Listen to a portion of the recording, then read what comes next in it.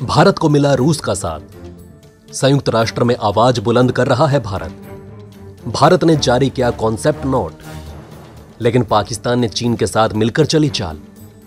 दोस्तों, संयुक्त राष्ट्र संघ में भारत ने एक बार फिर सुरक्षा परिषद में सुधार का मुद्दा जोर शोर से उठाया है। भारतीय विदेश मंत्री एस जयशंकर ने जोर देकर कहा कि हर गुजरते साल के साथ संयुक्त राष्ट्र में सुधार की जरूरत बढ़ती जा रही है।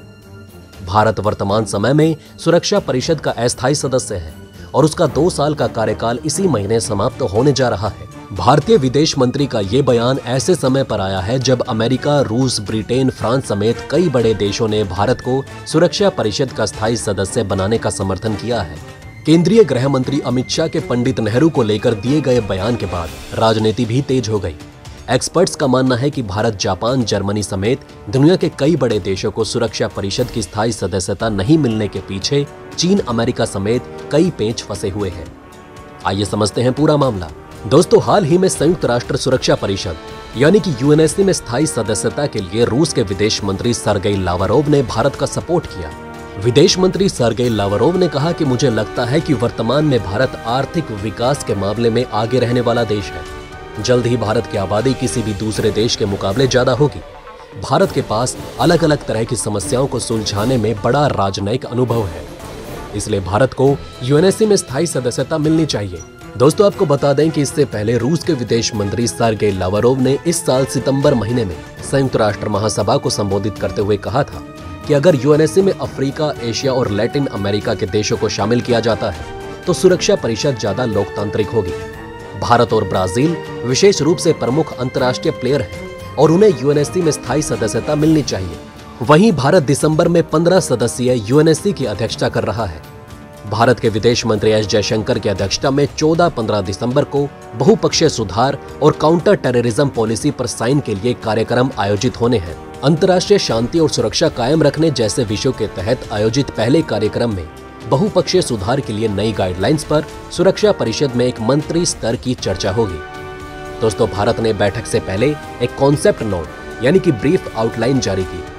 संयुक्त राष्ट्र में भारत की परमानेंट मेंबर रुचिरा कंबोज ने कहा कि इसे संयुक्त राष्ट्र सुरक्षा परिषद के दस्तावेज के तौर पर देखा जाना चाहिए। भारत की तरफ से जारी कॉन्सेप्ट नोट में कहा गया कि दुनिया अब वैसी नहीं जैसी 77 साल पहले थी। साल 1945 में संयुक्त राष्ट्र के 55 मेंबर थे, जिनकी संख्या 3 गुना बढ़ चुकी है। वैश्विक शांति और सुरक्षा के लिए जिम्मेदार संयुक्त राष्ट्र सुरक्षा परिषद की संरचना आखिरी बार 1965 में तय की गई थी और यह संगठन की व्यापक सदस्यता की वास्तविकता विविधता को नहीं दिखाता। अब फ्रांस के बाद रूस का भी फिर से भारत के स्थायी सदस्यता मामले में सपोर्ट करना भारत के समर्थन को तो दिखाता है, लेकिन अब वीटो पावर हासिल कर चीन जैसा दुश्मन यूएनएससी में बैठा है तो भारत की राह कैसे आसान हो सकती है? पर क्या भारत सिर्फ अपने फायदे के लिए स्थायी सदस्यता के साथ वीटो की मांग कर रहा है? वेल दोस्तों, ऐसा बिल्कुल नहीं है, लेकिन कैसे? चलिए आपको आगे समझाते हैं। शुरू से शुरू करते हैं। तो दूसरे विश्व युद्ध के बाद साल 1945 में संयुक्त राष्ट्र सुरक्षा परिषद में 5 देशों को स्थायी सदस्यता दी गई। अमेरिका, रूस, ब्रिटेन, फ्रांस, चीन ये देश युद्ध में विजेता थे और सुरक्षा परिषद की स्थायी सदस्यता के साथ उन्हें वीटो पावर मिला। वीटो पावर के बल पर ये देश अक्सर वैश्विक नीतियों को निर्धारित करते रहते हैं। यही नहीं, चीन जैसा भारत विरोधी देश है जो वीटो पावर के बल पर पाकिस्तानी आतंकियों को वैश्विक प्रतिबंधों से बचाता रहता है। विदेश मंत्री जयशंकर ने अपने भाषण में चीन और पाकिस्तान दोनों को आतंकियों को बचाने और पालने के लिए जमकर सुनाया था। चीन की इसी नापाक चाल को देखते हुए भारतीय विदेश मंत्री ने एक बार फिर से संयुक्त राष्ट्र में सुधार का मुद्दा उठाया। तो दोस्तों, पहला तो सबसे बड़ा कारण यही है कि दुनिया का जो सबसे बड़ा डर है आतंकवाद, भारत उसे जड़ से उखाड़कर फेंकना चाहता है, क्योंकि प्रगति की राह में आतंकवाद एक बहुत बड़ा रोड़ा है, जैसा हम जम्मू कश्मीर में देख सकते हैं। और यूएनएससी में बैठा चीन अपने वीटो पावर का इस्तेमाल अपने गंदे इरादों को अंजाम देने के लिए कर रहा है। दूसरा, संयुक्त राष्ट्र संघ का गठन 1945 में हुआ था और ये उस समय के हालातों पर आधारित है। उस समय भारत जैसे कई विशाल देश या तो गुलाम थे या बेहद गरीब, लेकिन यही देश आज वैश्विक आर्थिक और सैन्य ताकत बन चुके हैं, लेकिन अभी तक उन्हें संयुक्त राष्ट्र में उचित प्रतिनिधित्व नहीं मिल पाया। संयुक्त राष्ट्र सुरक्षा परिषद में शामिल 5 में से कई देश इन सुधारों का या तो विरोध कर रहे हैं या नए सदस्यों को वीटो पावर नहीं देना चाहते। आलम यह है कि यूरोप से जहां 3 देश सुरक्षा परिषद में स्थायी सदस्यता रखते हैं, वहीं अफ्रीका जैसे विशाल महाद्वीप से किसी भी देश को यह मान्यता नहीं मिली। इसी भेदभाव के खिलाफ भारत लगातार आवाज बुलंद कर रहा है। भारत की सुरक्षा परिषद में स्थायी सदस्यता की दावेदारी का रूस, फ्रांस, ब्रिटेन ने खुलकर समर्थन किया, लेकिन नई दिल्ली की राह में कई कांटे बने हुए हैं। तीसरा, दोस्तों, भारत समेत कई देशों की जोरदार मांग के बाद सुरक्षा परिषद का सुधार नहीं हो पा रहा। इससे अब सुरक्षा परिषद की साख कमजोर हो चुकी है। हालात ये रहे कि कोरोना वायरस की महामारी घोषित करने के मांग को लेकर भी सुरक्षा परिषद के देशों में खींचतान हुई। संयुक्त राष्ट्र दुनिया का सबसे बड़ा संगठन है। 193 देश इसके सदस्य हैं। संयुक्त राष्ट्र में ज्यादातर महासचिवों ने संगठन में सुधार का समर्थन किया, लेकिन वे सुरक्षा परिषद के 5 स्थायी सदस्यों के आगे लाचार साबित हुए। भारतीय प्रधानमंत्री नरेंद्र मोदी ने भी अपने पिछले भाषण में कहा था कि संयुक्त राष्ट्र में सुधार आज की जरूरत है। भारत, ब्राजील, जर्मनी और जापान ने 1952 में ही G4 गुट बनाकर स्थायी सदस्यता के लिए दावा किया है, लेकिन ये अभी तक आगे नहीं बढ़ पा रहा।